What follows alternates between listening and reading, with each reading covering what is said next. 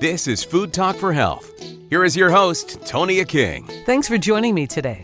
On Food Talk for Health, we explore practical nutrition tips, how real food and lifestyle can really heal, prevent disease, and help boost energy. Each episode features passionate guests sharing their knowledge to help you eat better, feel better, and live healthier. Hope you'll subscribe to the podcast and share it with someone else who might benefit. Joining me today is Dr. Jess Armine, functional medicine doctor. Today we're going to talk about some great approaches for people to think about healing themselves. Thanks for joining me, Jess. Thank you so much. I appreciate the opportunity to speak with your audience. I'm very honored. Thank you. So tell me a little bit about your practice, how you approach medicine. I'm a functional medicine practitioner, and that has been developed over quite a long time because I started out as a paramedic, and I was a nurse for 10 years. I'm still a nurse, but and then I got my doctorate. As I progressed, I noticed that there was people who were still ill. They were still chronically ill, weren't getting better very easily. And so that launched me into what I do now. Functional medicine, which is a newer term, is a new iteration of complementary medicine or alternative medicine. But what it really is taking the best of traditional and complementary medicine for the best benefit of the patient and looking at things from a terrain or cellular point of view. In other words, looking at the body's functioning as opposed to looking at the end result, which is the diagnoses that you're facing, whether it be, Hashimoto's thyroiditis, rheumatoid arthritis, the glitch that most people don't address and is usually the ongoing reason for chronic illness of any ilk is found in functional medicine. I know it's always looking and trying to find the root of the problem, right? But it's not only the root, and I'll tell you why I say that. In traditional medicine these days, they have an acute care model of treatment, which is to say, if I take care of the root cause, then the body will heal itself. And you wouldn't know that by the way things are, set up for they're treating symptoms a lot.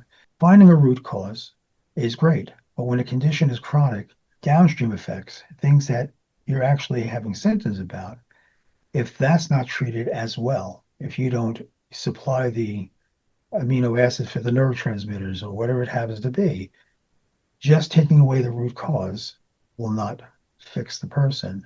A beautiful example of that is the common wisdom about Lyme disease. And right now they say Lyme disease is not curable. Well, I have some Brooklynese sayings that would address that, but we won't do that in political. But in essence, here's what happens. You have Lyme disease, which is, especially in 20 years ago, was notoriously not believed in. And even the Infectious Disease Society keeps telling me that Lyme disease cannot cause a chronic illness.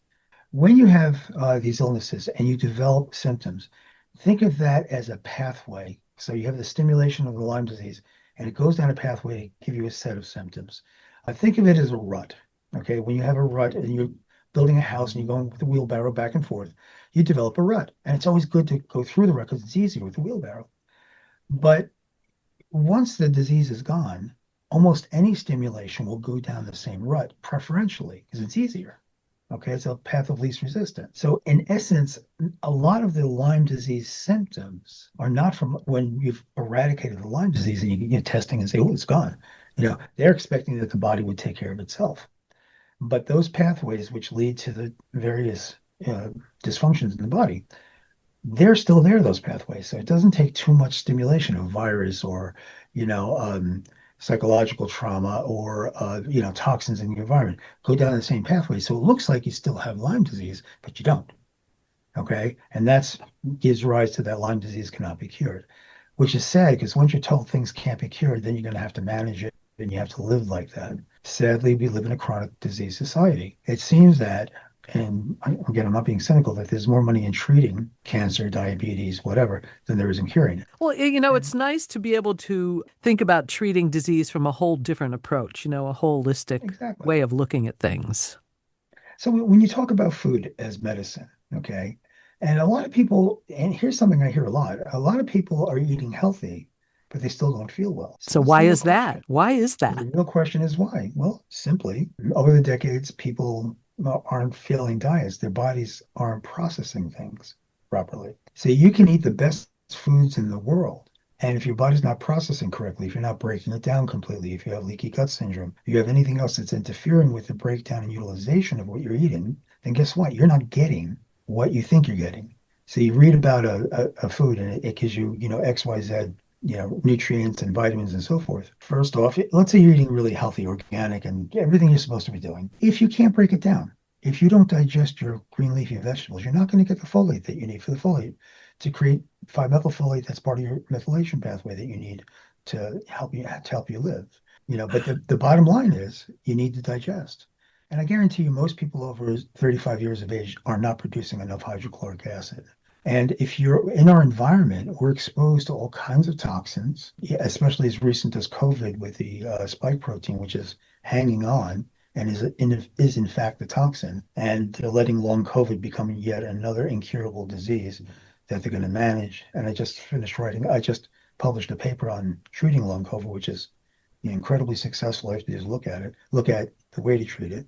So it's not just what you eat, it's what your body can do with it. And in doing that, if you're not absorbing the nutrients, then what's going to happen? Your cells may not be turning the food into energy, that's, the mitochondrial portion.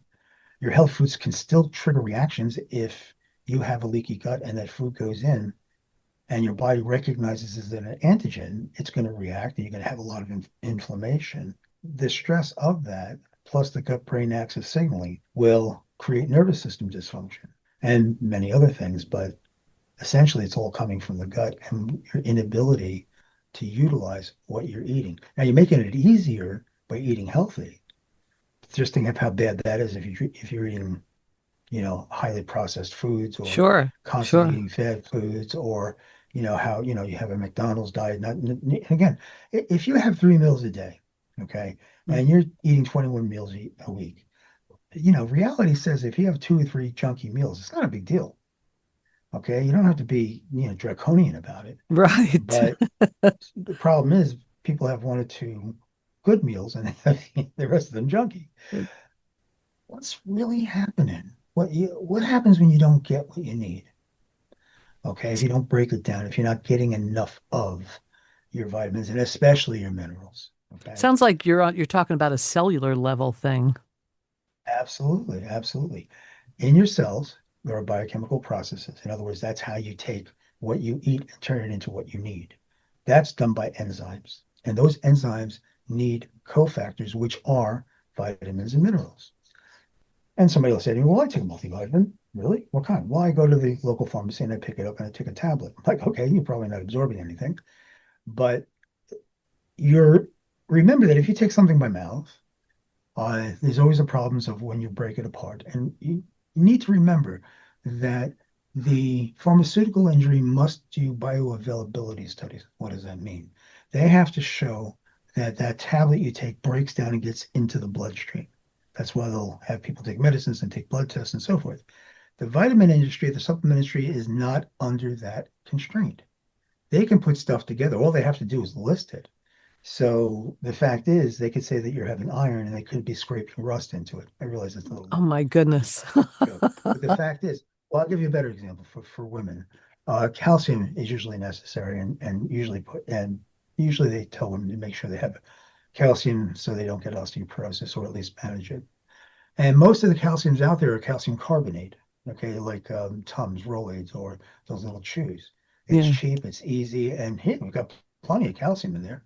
Well, guess what? When that calcium hits your stomach, calcium carbonate, it turns into, with your hydrochloric acid in your stomach, to the bicarbonate ion and calcium chloride, which is a rock. So if you do that in a test tube, you'd see it precipitate out. But it's cheap, it's easy, and they're not lying to you because you're getting calcium. So you need those vitamins and minerals to get into the biochemical processes because that's how your enzymes work. They use those cofactors to have the enzymes work at their normal speed. And without them, things slow down and get dysfunctional. So if you don't break down your amino acids, in other words, in your proteins are just a big long chain of amino acids that take on a three-dimensional shape, so they kind of look cool. But if you don't break them down to the individual amino acids and absorb them, your body's biochemical processes can't reform them into what they need, what you need, whether that be neurotransmitters or steroid molecules, whatever it happens to be.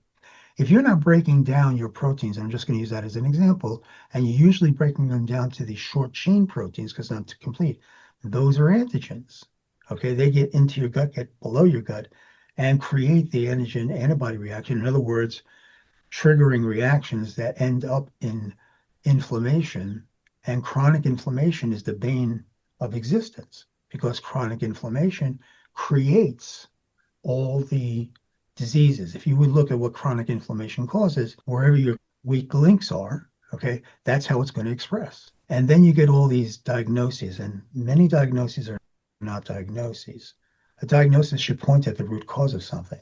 I'm talking with Dr. Jess Armine, and the best way to locate you for more information through social media is what? Is my YouTube channel, which is Dr. Jess Armine, okay, on YouTube. My website, which is drjessarmine.com. The link to have that 30-minute discovery session is Dr. Armine, DRARMINE.AS.ME/get acquainted. I really appreciate your time today and all of your interesting and important information. It's been a pleasure chatting with you. You've been listening to Food Talk for Health with Tonia King. Thanks for joining us. Eat well to be well. Subscribe to the podcast. Food Talk for Health is produced by Creative Voice and Media. Thanks so much for listening.